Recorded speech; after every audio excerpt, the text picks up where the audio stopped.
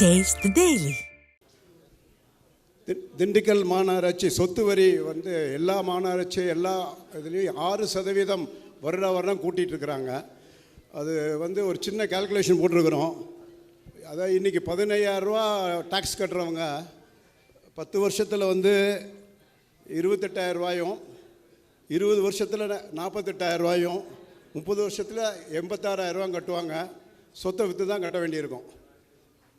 இதே நிலைமை போச்சுன்னா இது என்ன சதவீதம்? 6% என்பது எந்த காரணத்தினால வச்சாங்க, எப்படி வச்சாங்கன்னு தெரில. 2017-18 தங்களது ஆட்சியில் நீங்கள் வந்து சொத்து வரி உயர்வே நிறுத்தி வச்சிங்க.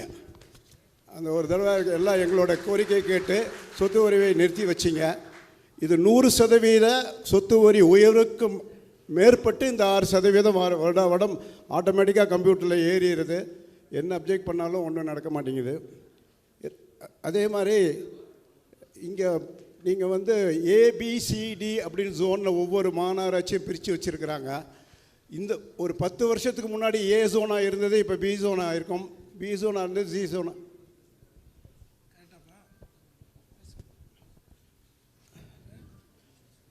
அந்த ஜோன் திருப்பி சரியான முறையில் வரையறுக்கப்பட வேண்டும் என்று கேட்டுக்கொள்கின்றோம்.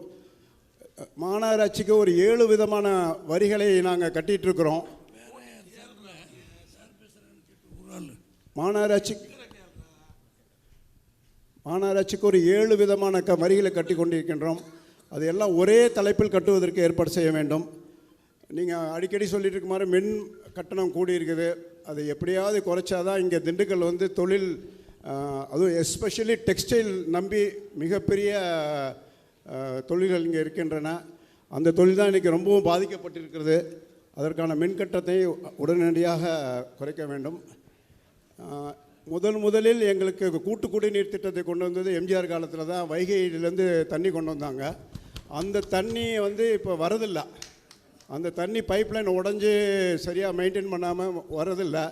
ஆகவே திண்டுக்கல் நகருக்கு திருப்பி புரட்சி தமிழ் எம்ஜிஆர் அவர் பீரியடில் நடந்த மாதிரி வைகை அணையிலிருந்து எங்களுக்கு ஒரு பைப்லைன் வர வேண்டியிருக்கும்.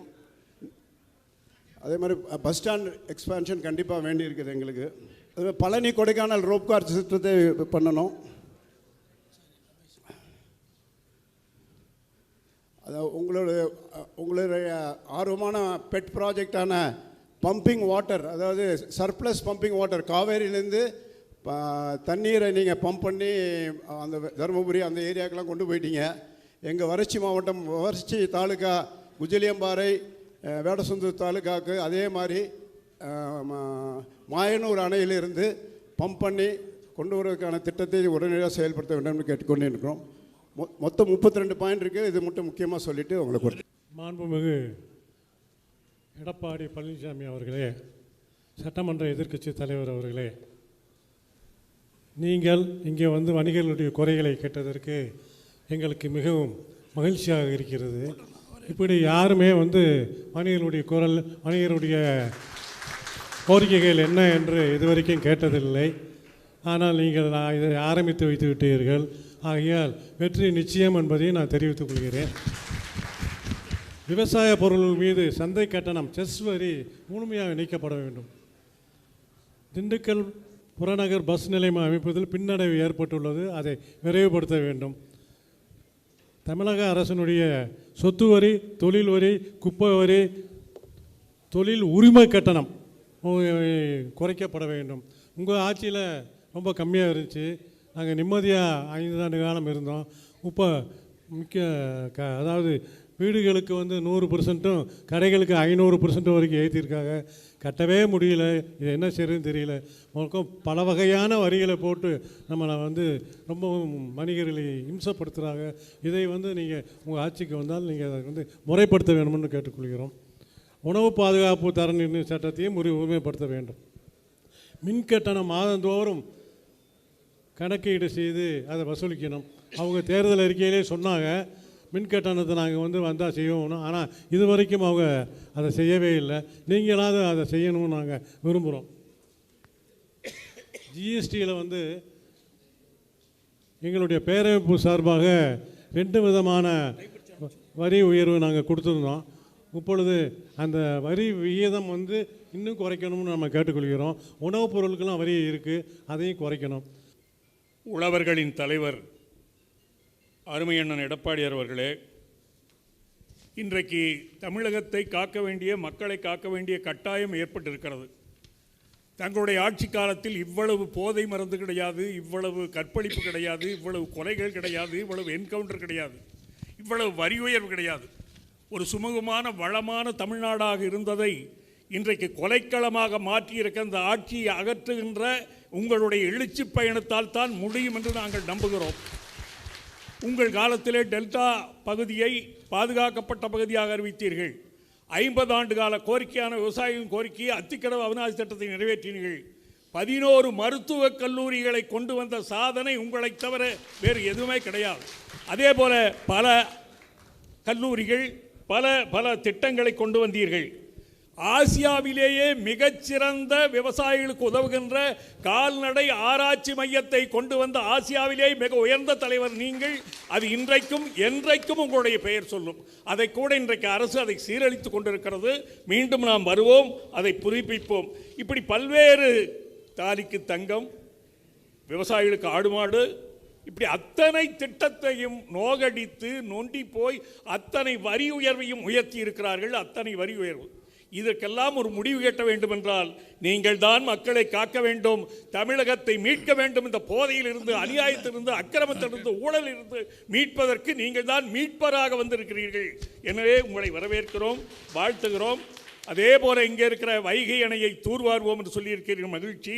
அதே போல குடகனாறு, மஞ்சளாறு, இப்படி ஆறுகள், பாதைகள் எல்லாம், நீர்வழித்தடங்கள் எல்லாம் தூர்ந்து போய் ஆக்கிரமிப்பட்டு கிடப்பதையெல்லாம் நீங்கள் இந்த மாவட்டம் முழுவதும் அகற்றுகின்ற நடவடிக்கை எடுக்க வேண்டும்.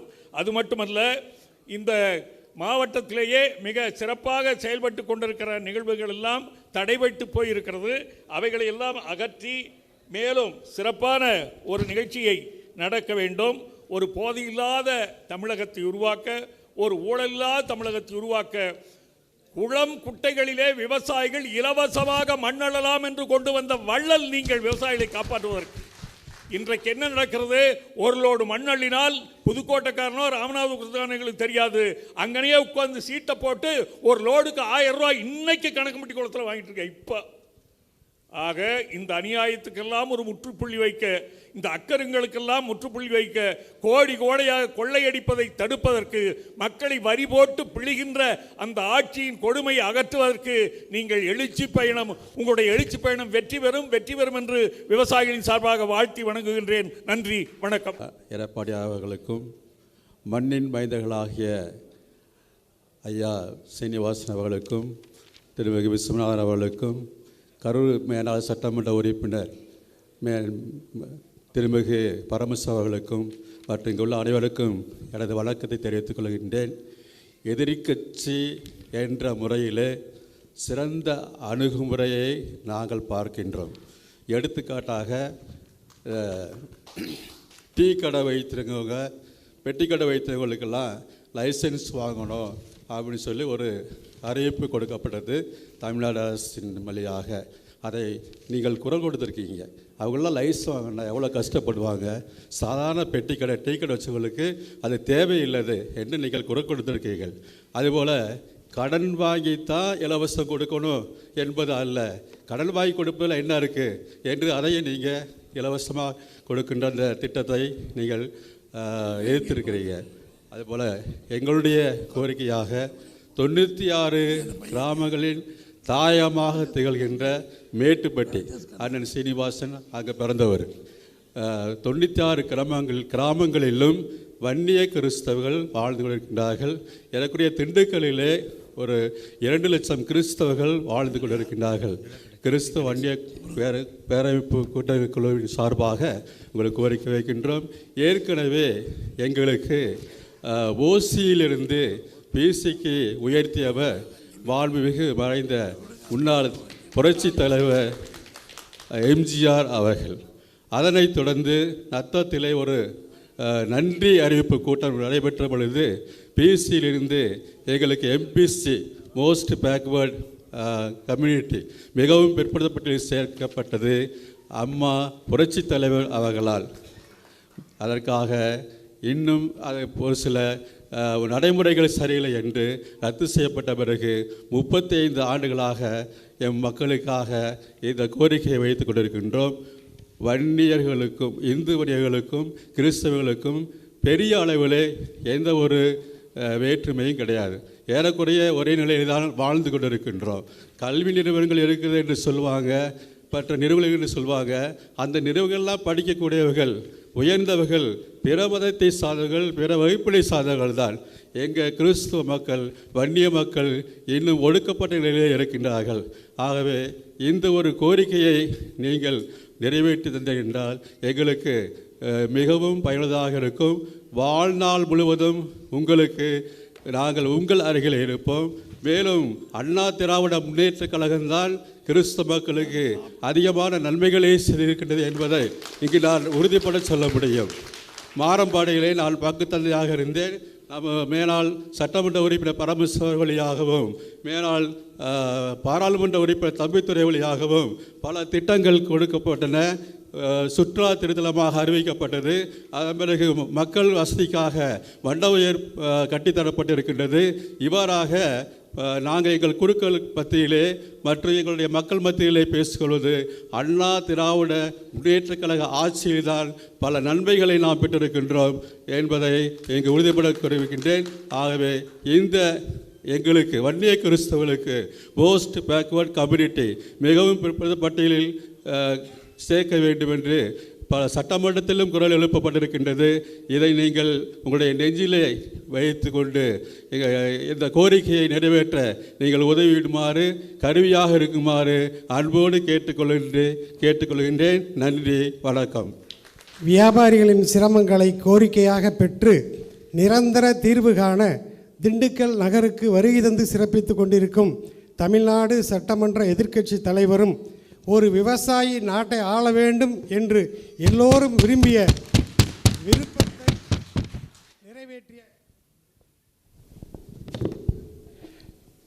விருப்பத்தை நிறைவேற்றிய எங்கள் முன்னாள் முதல்வரும் குடிமராமத்து நாயகரும் தமிழக மக்களின் நம்பிக்கைக்கு உரியமான புரட்சி தமிழர் மாண்புமிகு எடப்பாடி கே பழனிசாமி அவர்களுக்கு நன்றியுடன் வணக்கத்தை தெரிவித்துக் கொள்கின்றோம்.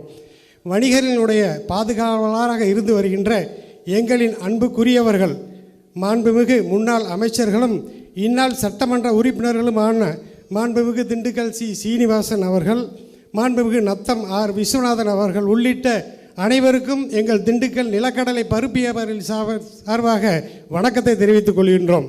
தாங்கள் முதலமைச்சராக பதவி வகித்த காலங்களில் கொரோனா தொற்றால் கடுமையாக பாதிக்கப்பட்ட நேரத்தில் போர்க்கால அடிப்படையில் நடவடிக்கை எடுத்து உயிர் பாதிப்பு அதிகமில்லாமல் பொதுமக்களை பாதுகாத்து வந்தீர்கள். வாழ்த்துக்கள், நன்றிகள். அத்தகைய இக்கட்டான காலகட்டத்தில் எங்கள் நிலக்கடலை பருப்பு வியாபாரத்தை பொறுத்தமட்டில் ஊரடங்கு காலத்தில் எங்கள் பொருட்களை கொண்டு செல்லவும் அவசர போக்குவரத்திற்கு பாஸ் வழங்கி தடையின்றி பாதுகாப்பாக செல்ல வழிவகை செய்தீர்கள். அது மட்டுமல்லாமல் அந்த காலகட்டத்திலே நாங்கள் செய்யும் வியாபார தொகைக்கான சந்தை கட்டணம், அதாவது செஸ் 1% செலுத்த தேவையில்லை என்று உத்தரவு போட்டு அதை நடைமுறைப்படுத்தி எங்களுக்கு உறுதுணையாக இருந்தீர்கள். அந்த செயலையும் இன்றும் நினைவு கூர்ந்து உங்களுக்கு எங்கள் சங்க உறுப்பினர்கள் அனைவரின் சார்பாக நன்றியை தெரிவித்துக் கொள்கின்றோம். மேலும் தற்போது சிரமமில்லாமல் வியாபாரம் செய்ய கீழ்கண்ட ஒரு சில கோரிக்கைகளை உங்கள் முன் வைக்கின்றோம்.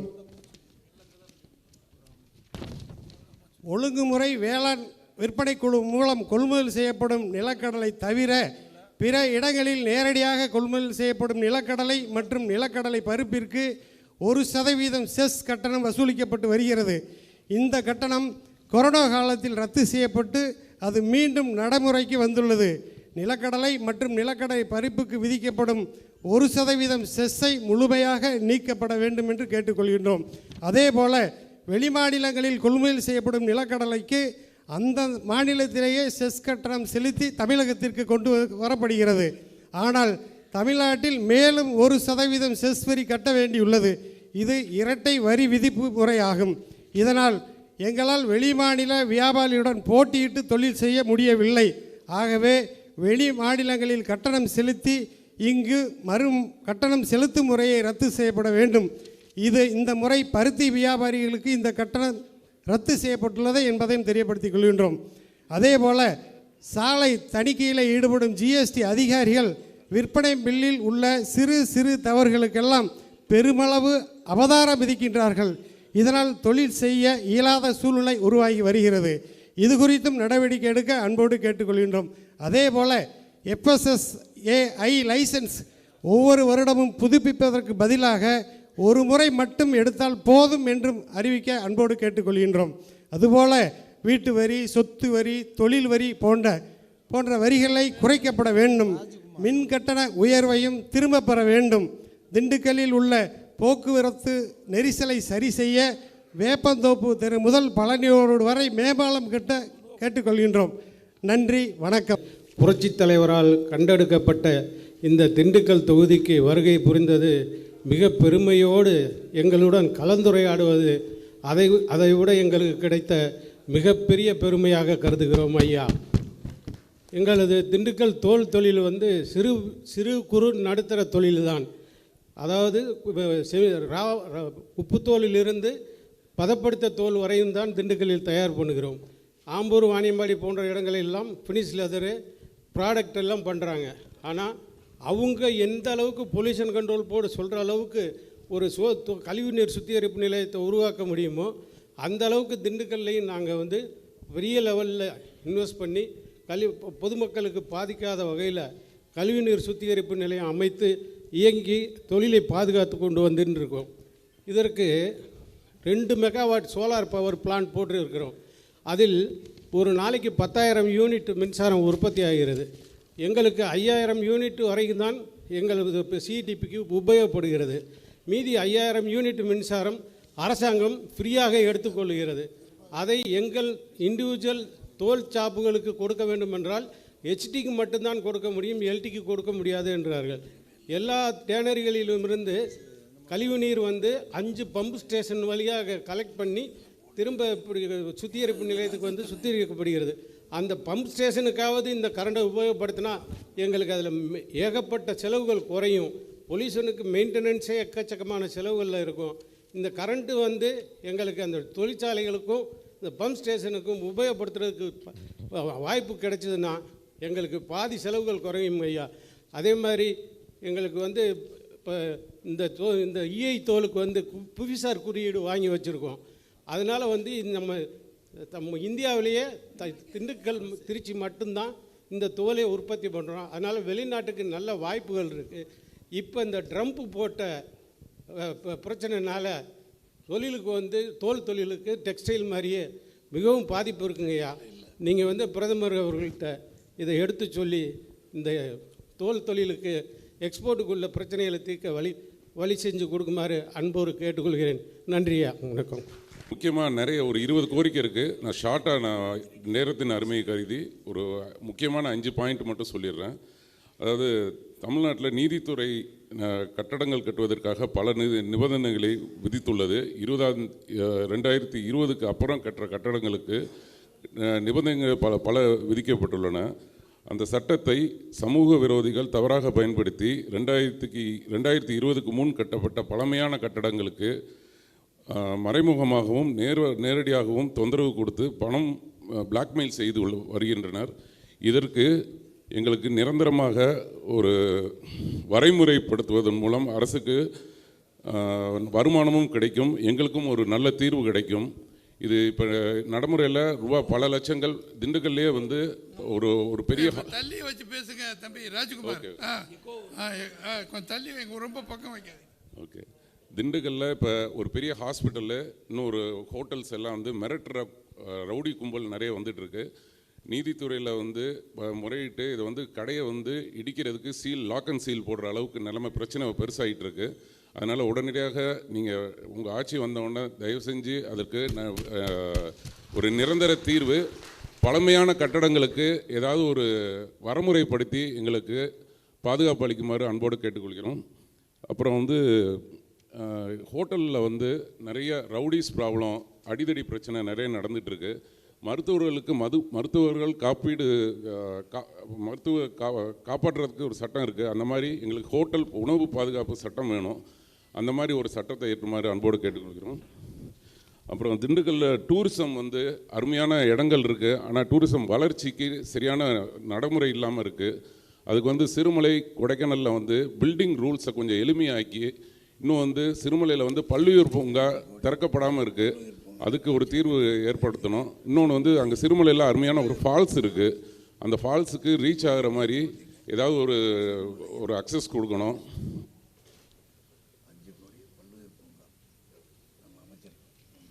நன்றி, அவ்வளோதான். தேங்க்யூ.